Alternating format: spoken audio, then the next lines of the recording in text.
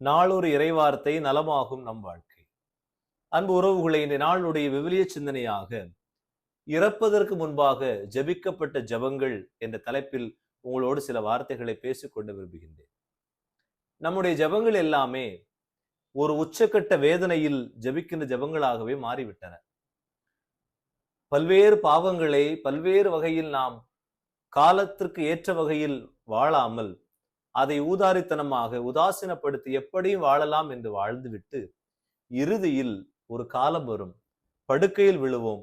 அப்போது ஆண்டவரே என் மீது மனம் இறங்கும், ஆண்டவரே என்னை காப்பாற்றும், ஆண்டவரே எனக்கு உமது இரக்கத்தை தாரும், என்னை மன்னித்தருளும் என்றெல்லாம் ஒப்பாரி வைத்து மனமாற்றத்திற்காக ஜபிக்கின்ற மனிதர்கள் நாமும். அதில் எந்த விதமான மாற்றமும் இல்லை. எனவே இந்த நாளில் இறைவன் நமக்கு சொல்லித் தருகிறார், திருவிவிலியத்தில் தங்கள் மரணத்திற்கு முன்பாக யார் யார் ஜெபித்தார்கள், அந்த ஜெபங்கள் கடவுளால் கேட்கப்பட்டதா, அந்த ஜெபத்திற்கான பதிலை கடவுள் வழங்கினாரா என்பதை இந்நாளில் நாம் பார்ப்போம். முதலாவதாக நீதி தலைவர்கள் புத்தகம் 16ஆம் அதிகாரம் 28வது இறைவார்த்தை. இதில் சிம்சோன் என்ற நீதி தலைவரை குறித்து நாம் பார்ப்போம். இவருக்கு தன்னுடைய தலைமுடியில் பலத்தை கடவுள் கொடுத்தார், அதை இழந்து விடுகிறார். அவருடைய கண் பார்வை போய் விடுகிறது. எல்லாவற்றையும் இழந்த அந்த மனிதன் கரங்கள் கட்டப்பட்ட மனிதனாக தூண்களுக்கு முன்பாக நிற்கின்றான். என்ன செய்வது என்று அறியாமல், இனி உயிர் மாயப் போகிறது, கடவுளே நான் என்ன செய்ய போகிறேன் என்று எண்ணிக்கொள்ளாமல் அவர் கடவுளை நோக்கி அழகாக இந்த பகுதியில் ஜெபிப்பார். என் தலைவராகிய ஆண்டவரே, இந்த முறை மட்டும் என் மீது நீர் நினைவு கூறும், உம்முடைய கனிவிரக்கத்தை என் மீது காட்டும். நான் இந்த கண்களை இழந்து படுகின்ற இந்த வேதனை போல ஒரே ஒரு முறை நான் தாக்குவதால் இந்த மக்கள் அனைவரும் சாக வேண்டும் என்று தன்னை துன்புறுத்துகின்ற அந்த மக்களுடைய அழிவிற்காக தன்னுடைய மரணத்தை விட அவர்களுக்கு அவருடைய வேதனை, அவரை ஏமாற்றி, அவரை காயப்படுத்தி, அவரை துன்பப்படுத்திய அந்த மக்களுடைய, அந்த எதிரிகளுடைய வாழ்வு குறித்து இந்த சிம்சோன் ஜெபித்தார். கடவுள் மீண்டும் அவருக்கு அந்த உடலில் ஆற்றலை கொடுத்தார். அதுவரைக்கும் உடலில் சக்தி இல்லாமல், ஆற்றல் இல்லாமல் கிடந்த அந்த சிம்சோனுடைய உடலும் உள்ளமும் நரம்புகளும் எலும்புகளும் வலுப்பெற்றதை நாம் அறிகிறோம். இரண்டாவதாக எசேக்கியா அரசன். 1 அரசர்கள் புத்தகம் 20ஆம் அதிகாரம் 3வது இறைவார்த்தை. இந்த அரசனும் கிட்டத்தட்ட அவ்வப்போது கடவுளை தேடி வருவார், மீண்டும் பின்பக்கமாக ஓடுவார். எப்பொழுதெல்லாம் தேவை வருகிறதோ அப்பொழுதெல்லாம் ஆண்டவரை ஆண்டவரை என்று ஜெபித்த மனிதர்களில் இவரும் ஒருவர் ஆவார். எனவே இந்த பகுதிகளை நீங்கள் வாசித்து இருந்தால் மிக சுவாரஸ்யமாக இந்த அரசனுடைய வாழ்வு பகுதி இருக்கும். நீங்கள் அப்போ பிறகு இதை வாசித்துக் கொள்ளுங்கள். இந்த பகுதியில், நான் சொன்ன இந்த பகுதியில், இந்த எசேக்கியா அரசன் கடவுளை நோக்கி மன்றாடுகிறான்.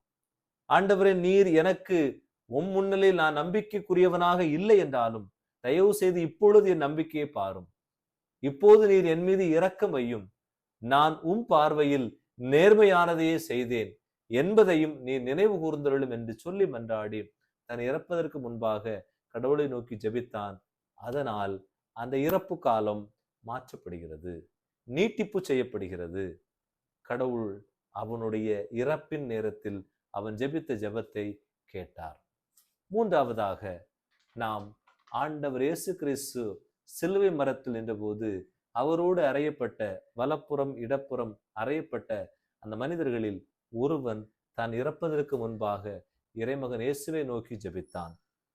லூக்கா நற்செய்தி 23ஆம் அதிகாரம் 42வது இறைவார்த்தையில் அவன் ஜெபித்த அழகான வார்த்தைகள், ஆண்டவரே, நீ ஆட்சி உரிமையில் வரும்போது என்னை நினைவு கூறும் என்று சொல்லி ஜெபித்து இறந்தான்.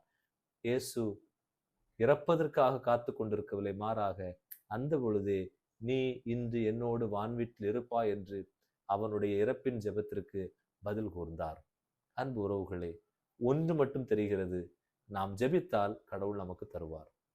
அது இறப்பின் நேரமாக இருக்கலாம், வேதனை நேரமாக இருக்கலாம், கஷ்டத்தின் நேரமாக இருக்கலாம். எந்த நேரத்தில் நாம் கடவுளை நோக்கி ஜெபித்தாலும் அவர் நமக்கு தருவார். ஆனால் அவர் அதில் பார்ப்பது விசுவாசம் என்ற ஒன்றை மட்டும்தான். நாம் நம்பிக்கைக்குரியவர்களாக, கடவுளுக்கு எதிராக வாழ்ந்து துரோகம் செய்த மனிதர்களாக, கடவுளுக்கு பிடிக்காத அருவருக்கத்தக்க செயல்களை செய்தாலும் கடவுள் விரும்புவது, நீ என்னிடம் திரும்பி வா. உளமாற்றத்தோடு கடவுளை நோக்கி மீண்டும் நாம் மன்றாடுகின்ற போது கடவுள் நமக்கு அனைத்தையும் தருகிறார். அதன் வழியாக நாம் வாழ்வு பெறுகிறோம். எனவே அன்பு உறவுகளே, இந்த நாளில் இறப்பதற்கு முன்பாக அல்ல, மாறாக உறங்குவதற்கு முன்பாக நீங்கள் ஜெபித்து பாருங்களேன். நீங்கள் ஒவ்வொரு நாளும் உங்களுடைய படுக்கைக்கு செல்வதற்கு முன்பாக ஒரு துளி, ஒரு நிமிடம் இறைவனுக்கு நன்றி சொல்லி இறைவனை நோக்கி மன்றாடி நீங்கள் உறங்கி பாருங்கள். உங்கள் உறக்கமும் உங்கள் வாழ்வும் நிறைவானதாக இருக்கும். நன்றி.